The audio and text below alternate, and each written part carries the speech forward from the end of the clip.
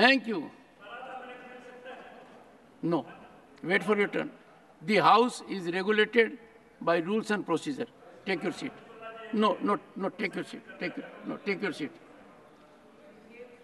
Shri Ravi Chandra Vadiraju.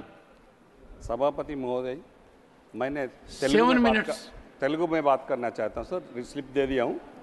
18వ Lok Sabha కొత్తగా కొలువు తీరిన సందర్భంగా ఉభయ సభలను ఉద్దేశించి ప్రారంభ ఉపన్యాసం చేసినటువంటి గౌరవ రాష్ట్రపతి శ్రీమతి ద్రౌపది ముర్ము గారికి భారత రాష్ట్ర సమితి బీఆర్ఎస్ పార్టీ తరఫున హృదయపూర్వక ధన్యవాదాలు తెలియజేస్తున్నాం. రాష్ట్రపతి గారి ఉపన్యాసానికి ధన్యవాదాలు తెలిపే తీర్మానంపై మాట్లాడే అవకాశం ఇచ్చినందుకు ముందుగా మీకు కృతజ్ఞతలు తెలియజేసుకుంటూ, కేసీఆర్ గారు రెండవసారి నాకు రాజ్యసభ సభ్యత్వం ఇచ్చి నన్ను ఇక్కడికి పంపించినందుకు ముందుగా వారికి హృదయపూర్వక మనస్ఫూర్తిగా ధన్యవాదాలు కృతజ్ఞతలు తెలుపుకుంటున్నాను.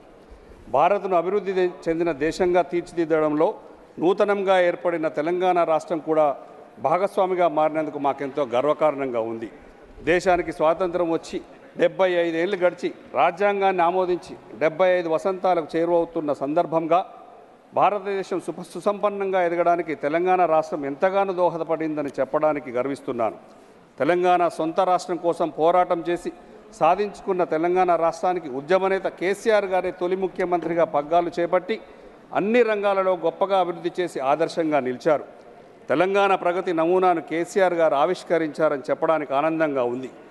ప్రధానమంత్రి నరేంద్ర మోడీ గారి నేతృత్వంలో దేశ ఆర్థిక వ్యవస్థ 11వ స్థానం నుంచి 5వ స్థానానికి రావడం అభినందనీయం. ఆర్థికంగా మరింత బలోపేతం కావాలని అవుతుందని కోరుకుంటున్నాను.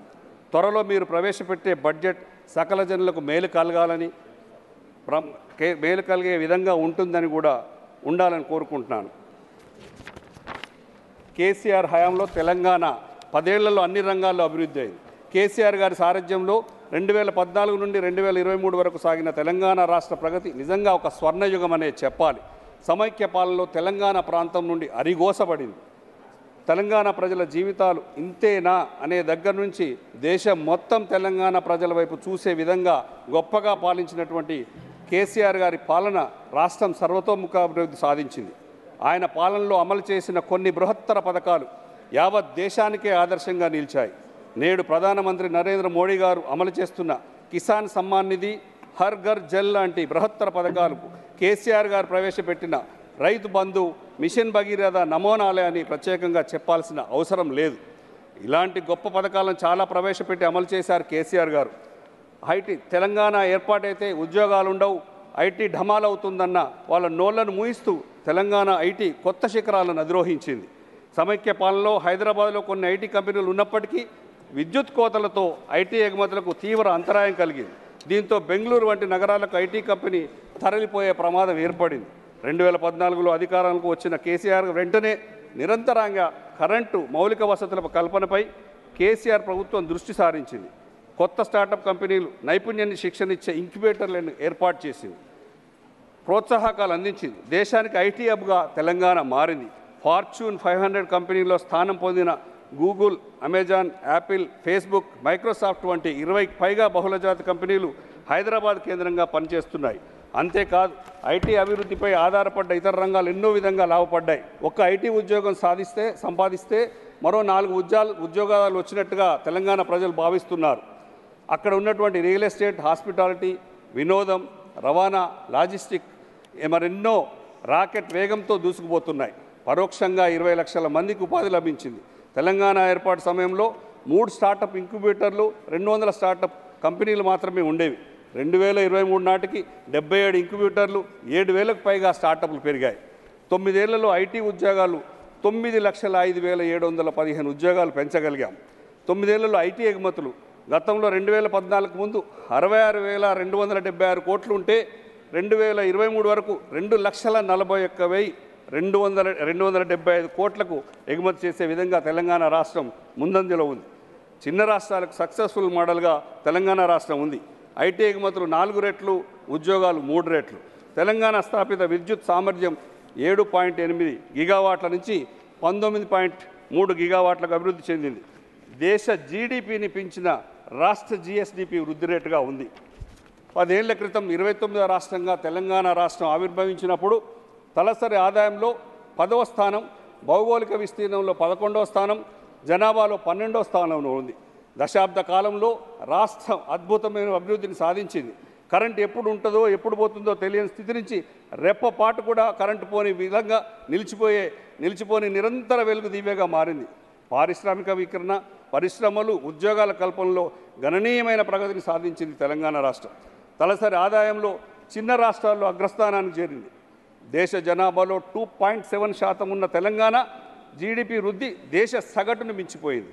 పెద్ద రాష్ట్రాలను విభజిస్తే కలిగే ప్రయోజనాలకు తెలంగాణ రాష్ట్రాలు ఒక రోల్ మోడల్. 10 ఏళ్లలో తెలంగాణ జీఎస్టీపీ పెరిగింది. ఇలా 2014లో జీఎస్టీపీ 3.7 లక్షల కోట్లు ఉంటే అది 2023 నాటికి 13.28 లక్షల కోట్లుగా మారింది. అంటే 251% పెరిగింది. తెలంగాణ తలసరి ఆదాయం 2014లో తలసరి ఆదాయం 93,151 ఉంటే ఈరోజు 2023 నాటికి 3,12,398 చేరుకుంది. అంటే 230% పెరిగింది. సార్, తెలంగాణ ప్రాంతానికి కరెంటు బాగా పెంచి సౌకర్యాలు ఇచ్చారు. ప్రపంచ ఇంజనీరింగ్ అద్భుతంగా చెప్పుకున్న కాళేశ్వరం ప్రాజెక్టుతో లక్షలాది ఎకరాల సాగునీరు తీసుకొచ్చి వారం క్రితమే సీతారామ ప్రాజెక్టు 90% పూర్తి చేసిన ట్రయల్ రన్ సాధిస్తే తెలంగాణలో 11 లక్షల ఎకరాలకు నీరు అందించే విధంగా రైతుల కళ్ళల్లో ఆనందం నింపినటువంటి కేసీఆర్ గారు తెలంగాణ రాష్ట్రం రాకముందు 36 లక్షల టన్నులు ధాన్యం పండితే తెలంగాణ వచ్చిన తర్వాత 2023లో 3 కోట్ల టన్నుల ధాన్యాన్ని పండించే విధంగా కేసీఆర్ గారు సౌకర్యాలు ఏర్పాటు చేశారు. తెలంగాణ ప్రజల కోసం మేము అడుగుతున్న న్యాయమైన డిమాండ్ పాలమూరు రంగారెడ్డి నీటి పథకానికి ఒక జాతీయ హోదా కల్పించి పెద్ద ఎత్తున నిధులు ఇవ్వమని అడుగుతున్నాం.